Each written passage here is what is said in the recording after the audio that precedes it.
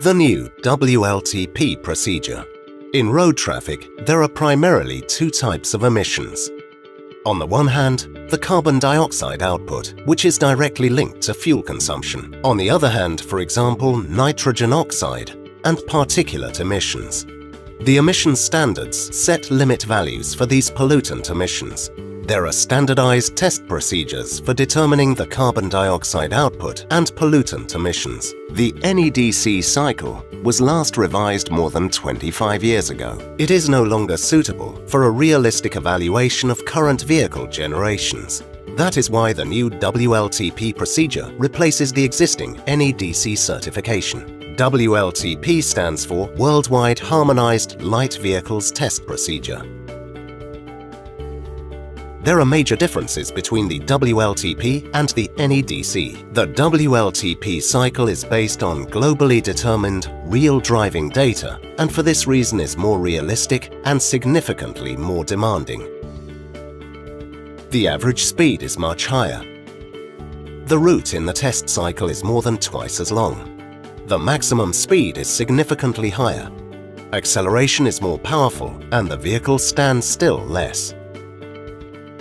The determination of the certification values accounts for the vehicle equipment with its effects on the mass as well as on the aerodynamic drag and the rolling resistance. This means that each vehicle can have its own certified carbon dioxide value. Due to the more dynamic test procedure, the values certified according to WLTP will be higher than the current NEDC values. In some countries, the higher certified fuel consumption may have a greater effect on the motor vehicle tax rate. Of course, the WLTP certification remains a standardized test cycle because the vehicle's actual consumption depends to a large extent on the individual driving style, on the route profile, on the traffic density, on the vehicle's load, and on the external conditions.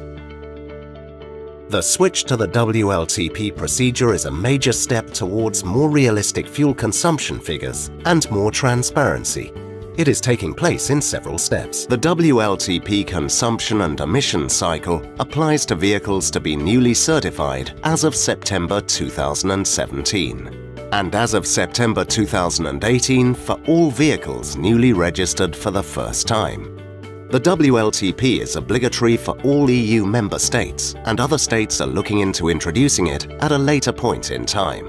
Since September 2017, the WLTP has been successfully replacing the NEDC and creating more transparency. The start of communication of WLTP and its effects on vehicle tax differ depending on national legislation. Already registered vehicles are not affected by the switch. In future, a vehicle's emissions will also be measured in real road traffic in addition to the WLTP test on the roller dynamometer in the laboratory, where the real driving emissions, or RDE for short, are verified. The pollutant emissions are determined with the aid of a portable measuring device, and adherence to the values measured in the lab is checked. RDE ensures that the vehicles also adhere to the prescribed emission limit values in everyday road traffic.